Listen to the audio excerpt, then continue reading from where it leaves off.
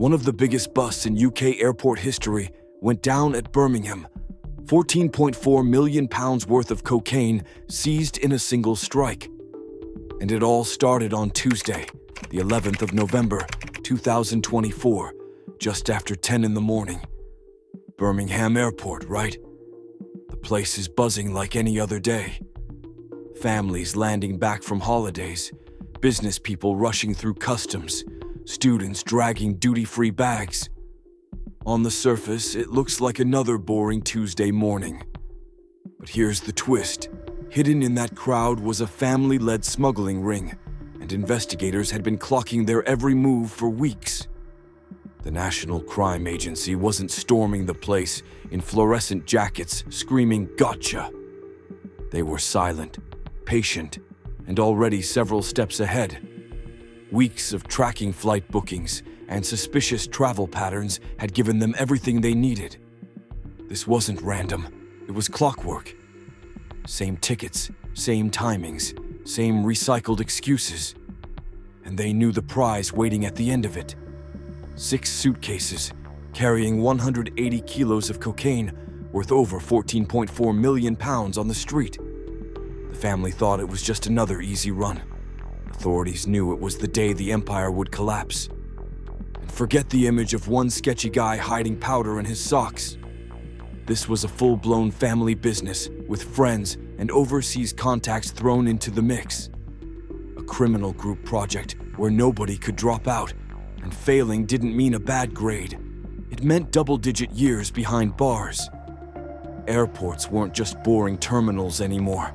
They'd turned into front-row seats for Britain's ongoing war with creative smugglers. At the center of it all, Farzana Kauser, 54, from Bradford. To neighbors, she was the smiling grandma in Tesco, but in reality she was the architect of a multi-million-pound trafficking pipeline. While her mysterious uncle in Pakistan handled contacts abroad, Farzana ran things at home. And because she couldn't stop at ruining her own life, she roped in her children, making loyalty to Mum the fastest ticket to prison. Next, Umi Muhammad, 22, another courier, just at the age where most people are stressing about first jobs or paying off uni loans. Instead, he's helping Mum run a cocaine operation. Hamza, only 17 at the time. Yep, a minor. Literally a kid still figuring out what to do with his life. And he's out here being coerced into smuggling because apparently saying no to Mum wasn't an option. Safanor, just 19, also pushed into courier work. Can you imagine? Most 19-year-olds are figuring out how to parallel park. She's figuring out how to lift suitcases packed with kilos of cocaine.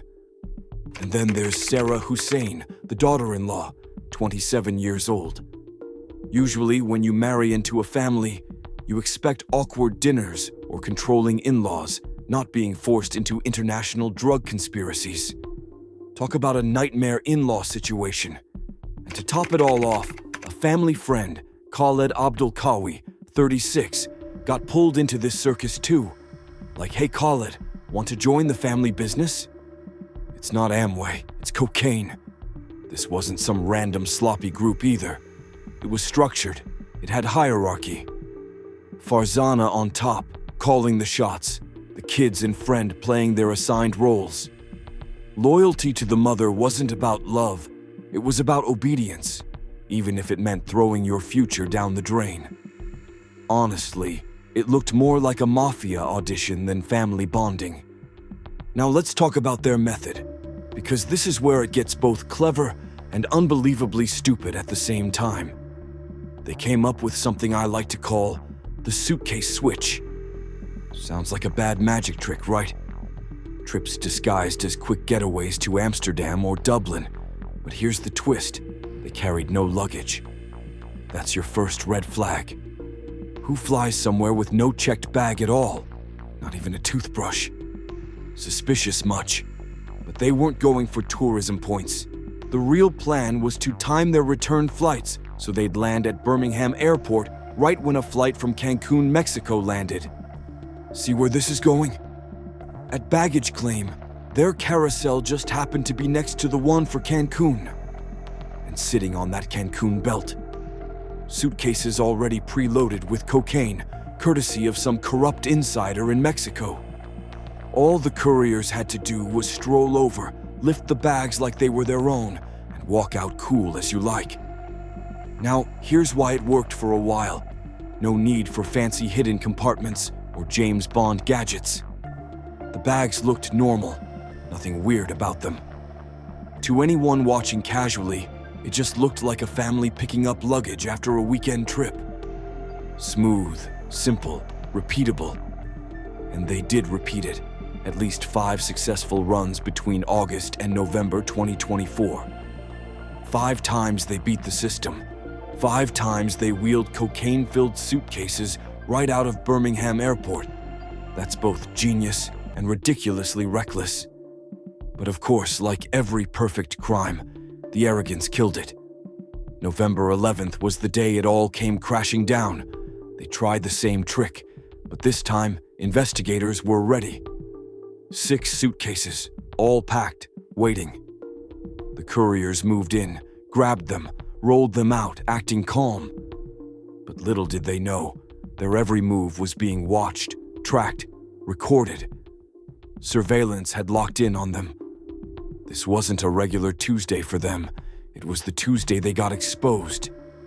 Let's get into the part where South Park really takes the gloves off and decides to package an entire commentary into, well, a box.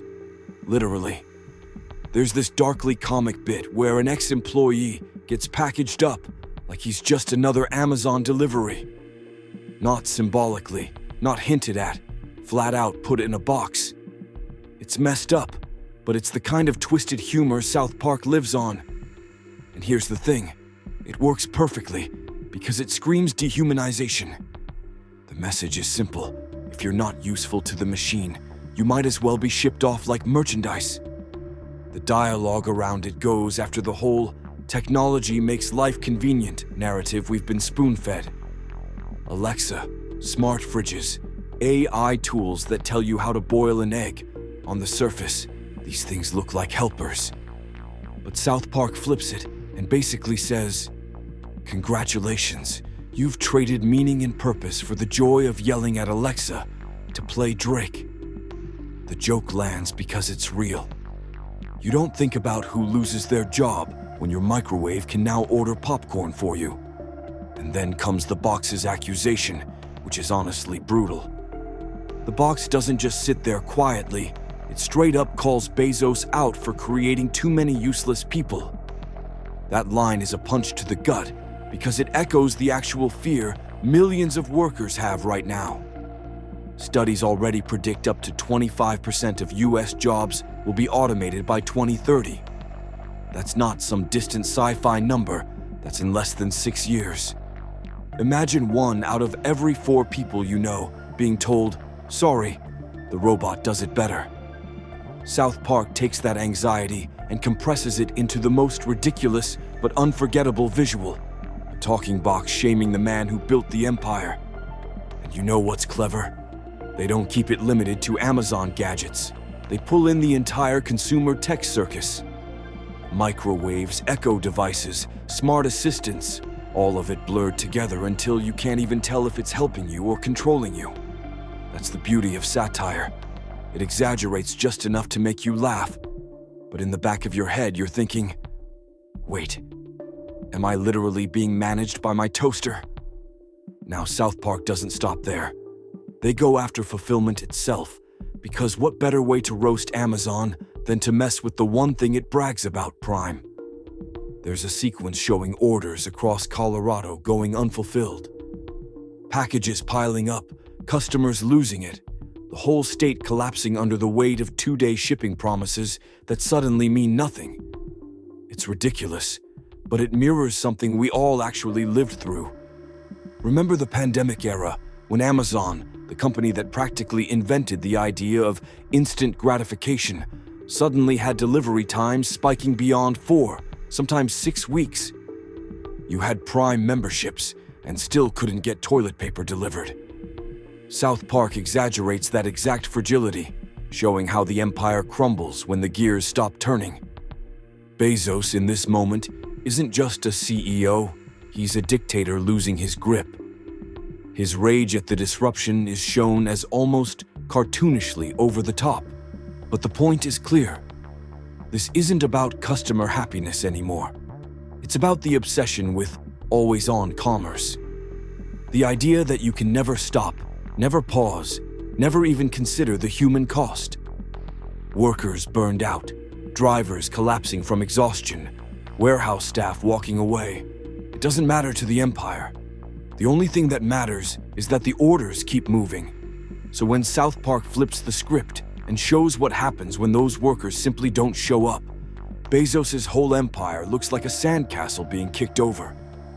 And honestly, the humor is that the collapse comes not from grand conspiracies or outside attacks, but from ordinary people just saying, "Nah, not today." And then comes the cherry on top, the conclusion. South Park makes sure the roast doesn't just stick to Bezos. They zoom out and say, hey, this isn't just about one bald billionaire. This is about big tech as a whole, and the audience gets smacked with Apple's Tim Cook as the next example. Because let's be honest, Amazon might be the king of logistics, but Apple is the church of consumer dependency. And with Apple valued at over $3 trillion in 2025, Cook is just as much a high priest of the system as Bezos ever was. The way they frame Cook is genius. They don't just casually throw him in. They go with this idea of an exploded Tim Cook. It's exaggerated, grotesque, and it taps right into that fear. What happens when the biggest names in tech face cultural backlash? What happens when the shine wears off and people start seeing Apple not as innovation, but as a trillion-dollar chain around their neck? Because let's be real, the joke isn't just that Cook runs a company making overpriced phones. The joke is that both Apple and Amazon rely on the same thing: massive global supply chains and the illusion that you need their product to survive. Whether it's an iPhone upgrade or a Prime delivery, the addiction is the same. South Park throws them together in the same basket and basically says, none of you are safe from being mocked. And they end with the real question that stings way more than the laughs. Are we customers or are we captives? When you're locked into an ecosystem where everything from your shopping to your music to your TV is dictated by $2 or $3 trillion corporations, are you choosing it? Or are you just trapped with no exit? That's the lingers after the laughter moment South Park pulls off so well. They make you laugh at Bezos getting chewed out by a talking box, then slide in a cultural critique so sharp you can't stop thinking about it.